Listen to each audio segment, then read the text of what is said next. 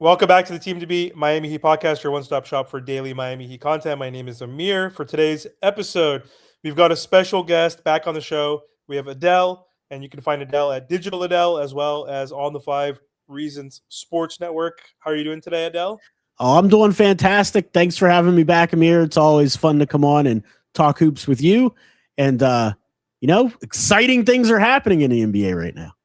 They are, for sure. And we are one day away from the NBA trade deadline, and the Miami Heat are on Giannis watch. And there's been a lot of noise today, and I'm not exactly sure if Giannis is going to be traded by the deadline or not, but the Miami Heat are very much in the mix. And Bobby Marks and Brian Windhorst have said that if a Giannis deal happens, we'll know likely in the next 6 to 8 hours. And Miami has a promising offer on the table for the Bucks, and it's up to the Bucks ownership to decide if it's worthy. So, Adele, before we get into that, we got to talk about today's sponsor, though, Underdog Fantasy. So, Underdog Fantasy, it's simple. You just pick higher or lower on your favorite player's stats. If you get it right, you can win up to 5,000 times your cash. So, this week, I'm going to be taking on Bam Adebayo, and I'm going to say he's going to go higher on rebounds, no doubt about that. And if you download Underdog and use code TEAMTOBEAT, you can get $75 in bonuses after depositing only $5. And so if you guys do that, it's also going to help out this channel big time. So I would definitely appreciate that. So again, use the code TEAMTOBEAT. Thank you for your support. Underdog, make picks, win money. All right, let's get back to Giannis watch, Adele. So a lot of noise, like I mentioned, around Giannis, and it sounds like the Miami Heat, the Golden State Warriors, the T-Wolves are the top 3 teams that are in the mix. First question to you, do you think Giannis actually does get traded by the deadline? I think he does get traded, but also I could see the other side of how he may not, because honestly, the Milwaukee Bucks would have way more leverage and get way more out of it in the offseason. But Giannis, I'm guessing behind the scenes, is getting pretty loud that he wants to win. I mean, he's not getting any younger. He's 29 years old. I mean, he's going to be in his 30s soon. And we all know that he is a power player and relies a lot on his athleticism, and that doesn't tend to age very well. So he wants to get another chip. I understand it. He's competitive. But the other side of this thing, the reason why it's kind of drug out as well is Giannis isn't very demanding. He doesn't really want to be the villain. And, I wrote an article for Sports Illustrated's website on SI, and I was looking at the picks, the NBA draft picks that these teams have to throw in these kind of offers, and which teams have the best one. So forget, who could the players themselves, because you're not going to be able to replace Giannis with just players. There isn't a player good enough that you're going to be able to trade for. Like Khalil Ware isn't good enough to be like, okay, we got Khalil Ware. This is a good trade for us. Like you're not rebuilding that way. So you got to look at the draft capital. Like, how can they plan for the future? Because they're not going to lure free agents to Milwaukee. They barely could do it while Giannis is there. So they're going to have to build through the draft. And that's actually a really bad proposition, because they've been one of the worst drafting teams in the NBA for the past 10 years. So whenever I wrote this article, it really came down to the Golden State Warriors in terms of draft capital. They had the most draft picks they could throw in, or the Miami Heat. The Miami Heat have the second most out of those teams. And a lot of this is because of the Stepien rule, which says you can't trade picks in consecutive years because, they don't want teams to bottom out and be terrible like the Charlotte Hornets were, or, the Memphis Grizzlies, for example, were bad for a very long time. So the Stepien rule kind of negates that. So you really can only trade every other year's pick. So the top 2 were Golden State and the Miami Heat. Yeah, and I guess the Bucks are looking for a blend of picks and young players. And so the Warriors can theoretically give them both. They can give them the most picks, which I think a rebuilding team definitely will need, especially a team that has traded away all of their picks. They don't have any picks for the foreseeable future outside of their pick this upcoming season, and they get the pick that is the higher one between them and the Pelicans. So assuming the Pelicans are going to have a worse record, then the Bucks are going to keep their pick essentially, which could be a top 5, top 10 lottery pick. I mean, they are probably going to try to shut Giannis down if he doesn't get traded.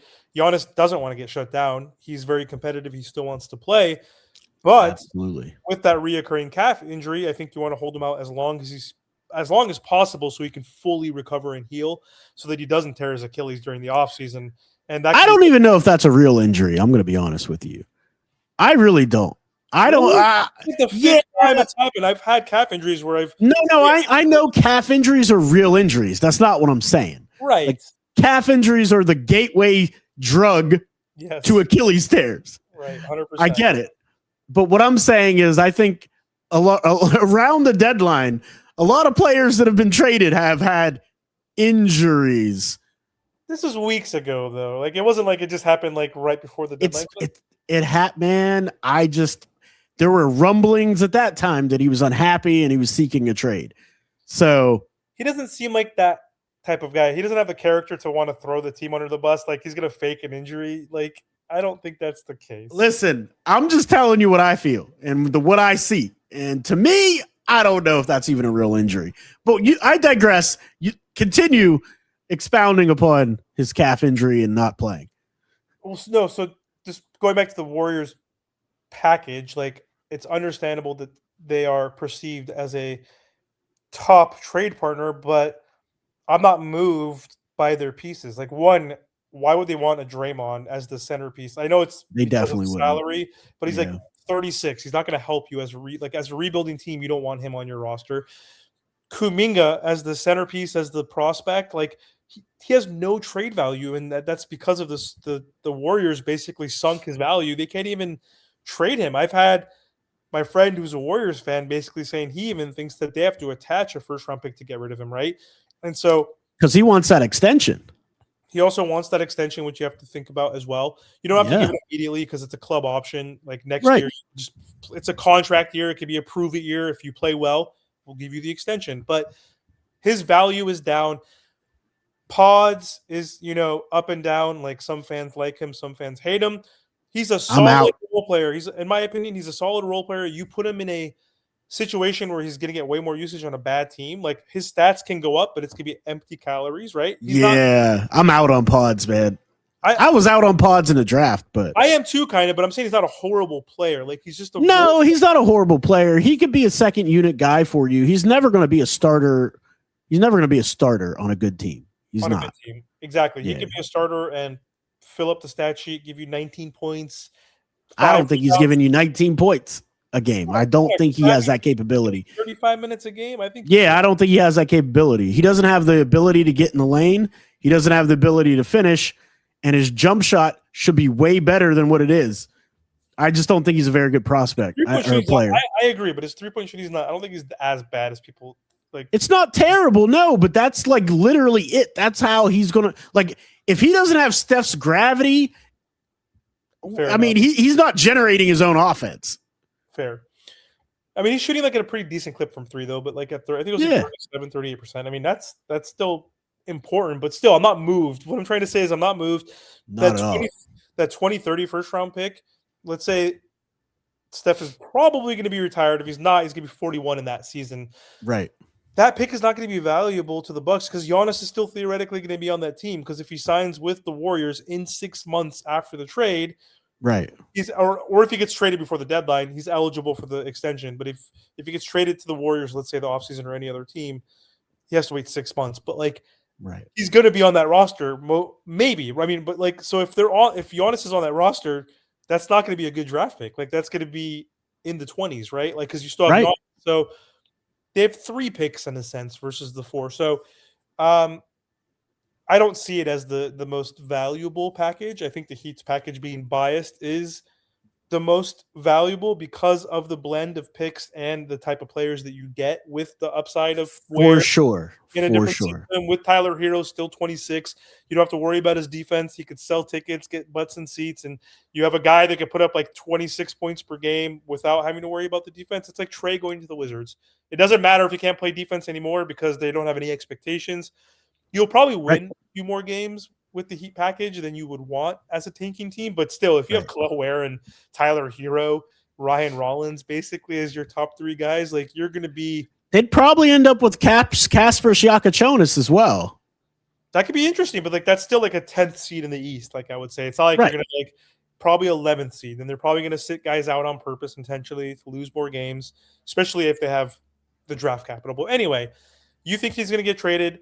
What team do you think gets him? Because in my opinion, I said if he gets traded by the deadline, which I don't know how I feel now. I think it was like a 70% chance I said he gets traded in general by the deadline. I think it's like 50-50 now as we're getting closer to the deadline, as it seems like they probably want more draft capital. The Heat and the T-Wolves are, probably needing to involve a third team since I think the Mavericks, the Milwaukee Bucks should be greedy right now. This is the most leverage they're going to have right now because in the offseason, Giannis has more leverage essentially if he wants to dictate where he wants to go. But also these teams will have more assets and capital because once that draft happens, the Stepien rule kicks in and a lot of those picks unlock.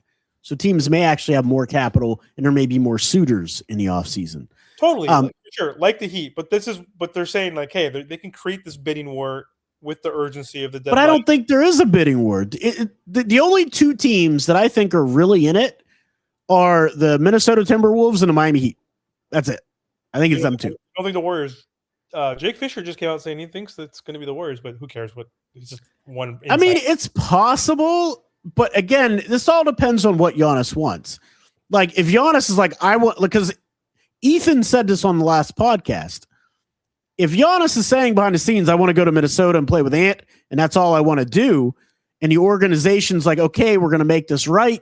We want to do right by you. Then he's going to go to Minnesota. And I don't think he has any desire to team up with Steph. You know what I mean? I don't know if he wants his legacy tied to that.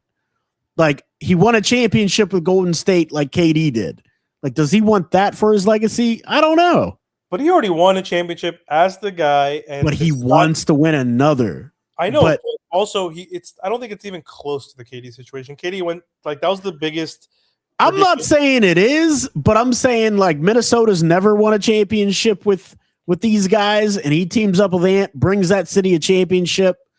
I think it would mean more to his legacy than him going to Golden State and teaming up with one of the best players of all time, Stephen Curry. Yeah, I know, I get that, but also Steph is 37, and also this isn't like 8 years ago when KD did it. It wasn't when they had 73 wins and they just beat KD. That's all it was. KD had no championships at the time, so it's very different. But it's all I understand. The concept of that, like, and the optics of it. But that's what makes Miami more attractive to me than Golden State for him. And they already have depth issues. Like they already have issues with depth, and now you're getting rid of Kuminga, theoretically, Draymond, and we talked about pods, how we feel, but like when you get rid of those 3 guys, who is left? Like Will Richard and Will Richard, like that, like that's they're not going to have enough. They need to actually make a move. The argument is the Miami Heat might not even have enough. But like let alone if you get rid of Draymond and all those other pieces, then they have no depth whatsoever. I don't care if you bring Alex and Thanasis along with Giannis, that's still not enough. But anyway, my prediction, though, was if he gets traded by the deadline, it is to the Miami Heat.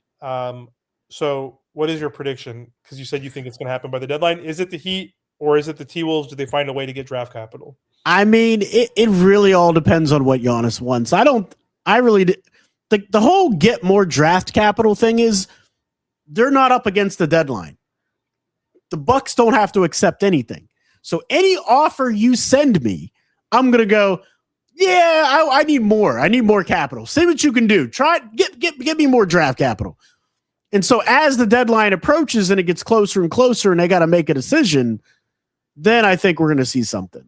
Because I always say the deadline creates urgency. These deals need urgency, these big deals. So we'll see what they can come up with. I think it's a lot of just, the Bucks trying to get every little piece of capital they can. Because Miami can still move Wiggins. Miami can still move Tyler. I mean, Tyler. Norm.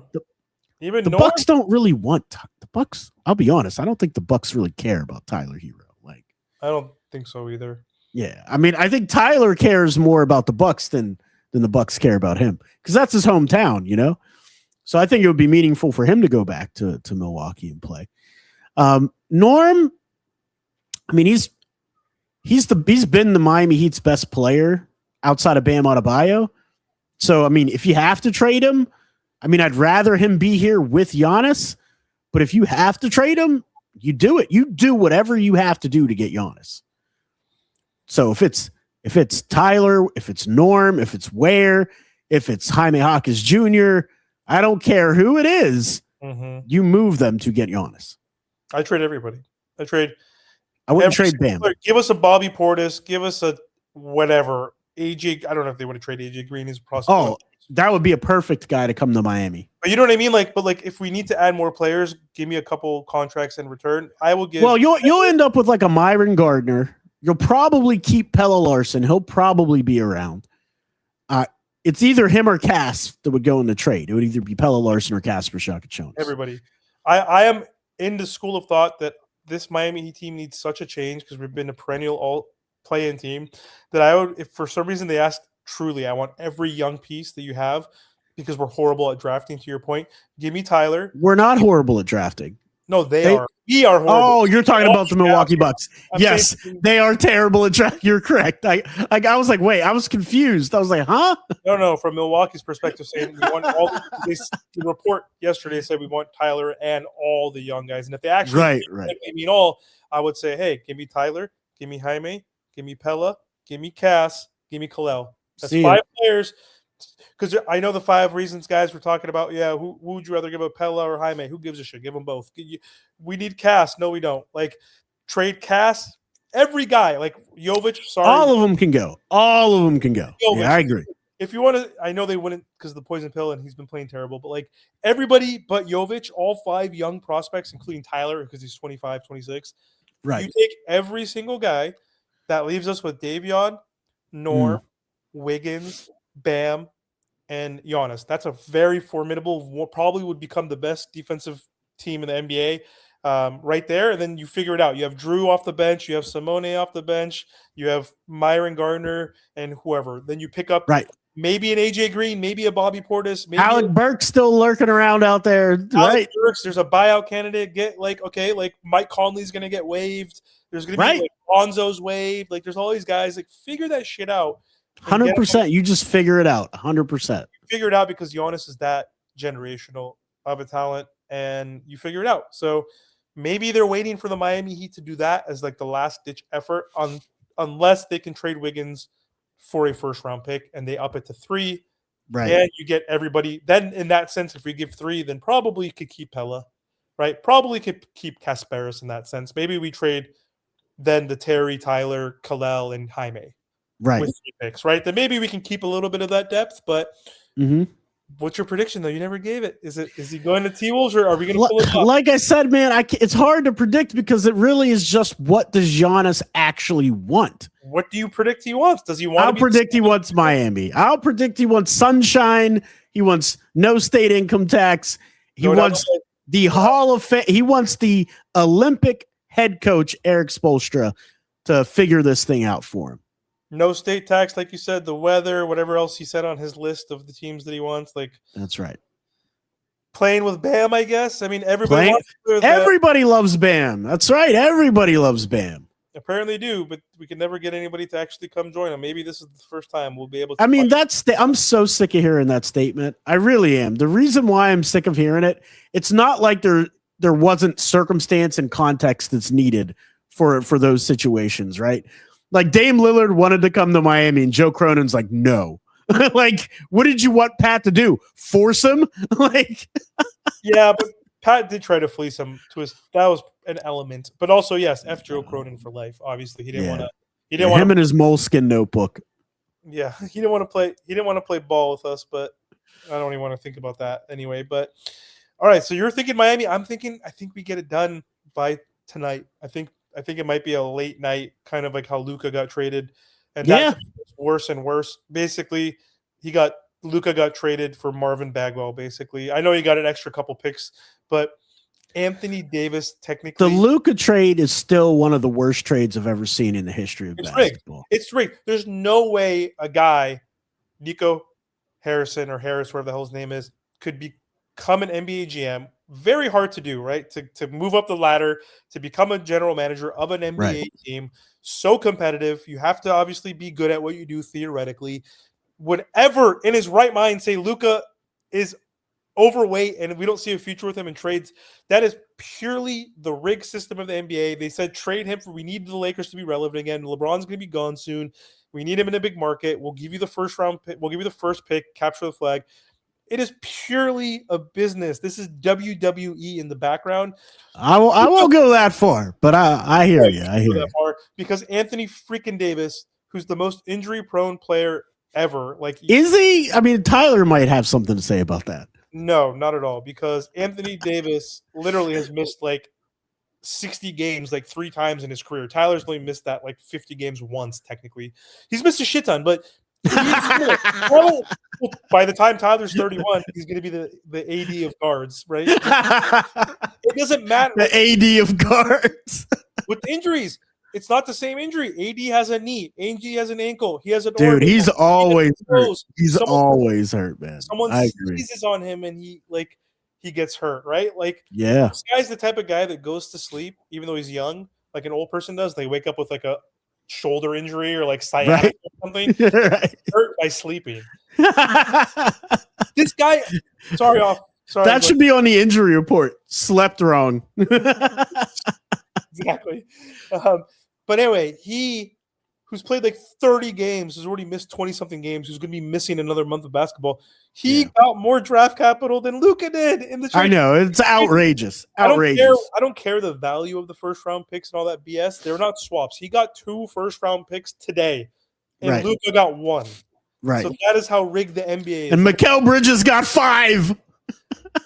It's not, Gobert got 4 and all these people got whatever, and Baby got 4. It's not apples to apples because it depends on the context of the situation, right? For the team that got them and all that crap. By the way, speaking of Mikal Bridges getting 5 picks, they screwed themselves in this Giannis Antetokounmpo sweepstakes. So did because they would have been firmly in the mix because he wanted to play in New York, but they don't have any draft capital.